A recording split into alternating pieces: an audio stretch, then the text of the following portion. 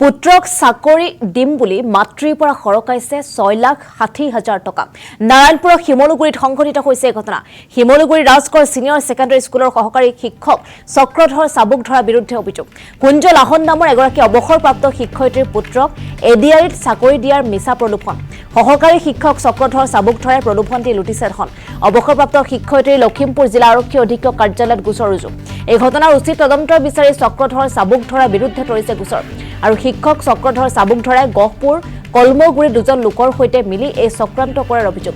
নিজৰ কষ্টোপাৰ্জিত ধন হেৰুৱাই স্বামীহাৰা মহিলাগৰাকীয়ে দিক বিদিক হেৰুৱাই পেলাইছে।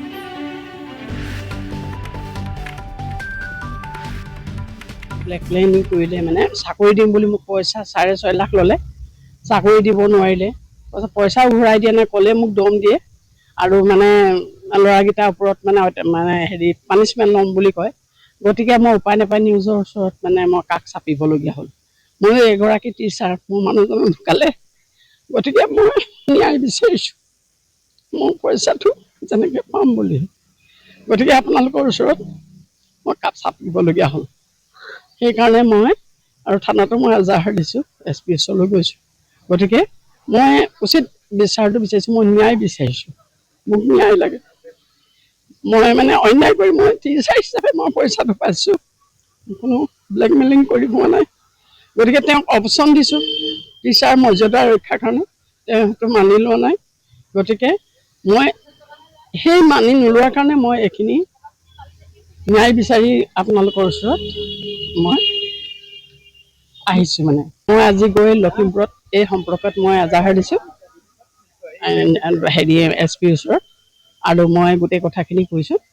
আৰু মই তেখেতলোকৰ দ্বাৰাও মই পইচাটো যিহেতু গম পাইছে আপোনালোকে, চক্ৰধৰ চাবুক ধৰা যোনজন ব্যক্তিয়ে আমাৰ পৰা মিছা প্ৰলোভন দি পইচা নিলে, তেওঁলোকে এজন শিক্ষক হিচাপে তেওঁ যিটো প্ৰলোভন দিলে এখন নিজৰ ষ্টাফ লগৰ, আৰু সেই সম্পৰ্কে আমি আজি সদৰ থানাতো SP অফিচতো গোচৰ ৰুজু কৰিছোঁ।